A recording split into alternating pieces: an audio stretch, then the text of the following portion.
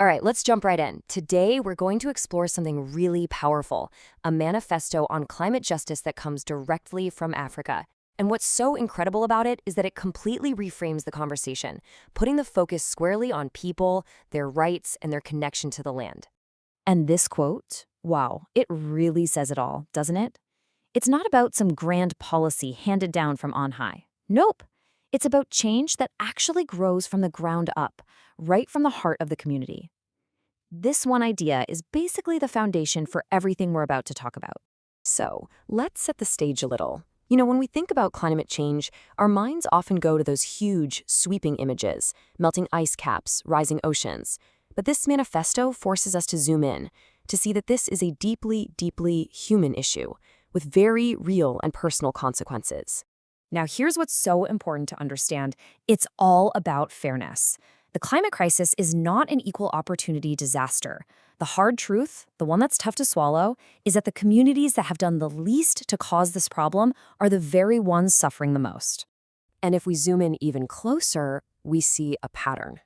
Within those communities, it's so often women and young people who are carrying the heaviest burden. They're on the front lines, dealing with everything from finding food to being forced from their homes. And yet, so often, their voices are the ones left out of the conversation. Okay, but this is where the story takes a turn, because in the face of all this injustice, a new way of thinking is taking hold. It's called Rights and Roots, and it's all about completely flipping the script on how we approach climate action. And there it is. That's the core idea. It's not about looking at people as victims who need saving. It's about recognizing them as powerful agents of change. The whole goal is to take the very real pain caused by the climate crisis and channel it into determined, community-led action.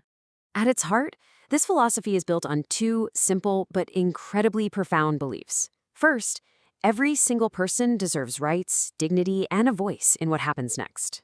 And second, the best, most lasting solutions aren't going to be imported from somewhere else. They have to be grown by the communities themselves.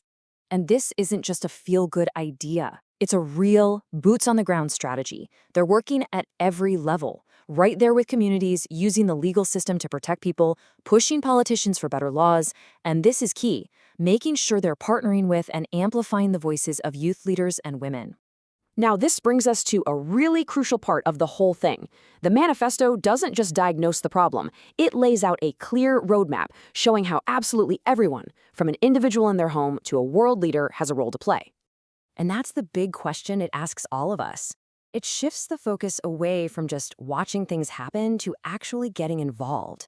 It's an open invitation to be part of the solution, no matter who you are or where you live. And the answers are so practical. Things like saving water, reducing waste. We can all do that. But look at those last three. Learn and teach, support the organizations on the ground, and maybe the most important of all, listen. Really listen to the stories and voices coming from Africa. That's how we build genuine connection. Of course, what we do as individuals is just one piece of the puzzle.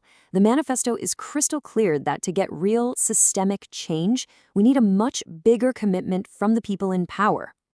And the demands for leaders are direct and to the point. Pass laws to protect people forced from their homes. Put real money into farming that can last for generations. Directly fund and support the work being led by women and young people. And, of course, get serious about cutting pollution at the source. And it all comes back to this one powerful idea, unity. Whether you're saving a few gallons of water at home or passing a new law in Parliament, every single action pushes toward the same goal. It's that collective effort that creates momentum you just can't stop. So after laying out the challenge and the plan for action, the manifesto doesn't end with fear.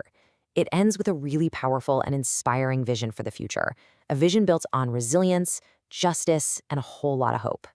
I just love how this is framed. It looks the problem right in the eye and admits, yeah, climate change is huge. It's a massive challenge. But then it makes an even bolder statement. Our capacity for hope, our ability to act together, that's even bigger. And this is what everyone's fighting for. A future where life isn't just about surviving, it's about thriving. A world where kids have the stability to go to school, where families have the security to work their land, and where entire communities, and the continent itself, can build a future that's truly strong and resilient. Here's the bottom line, the final, non-negotiable point. This isn't a nice to have. This isn't something we can put off till tomorrow. The manifesto frames climate justice as a fundamental necessity for a world that's stable and fair for everyone. And we'll end on this because it just ties everything together so beautifully.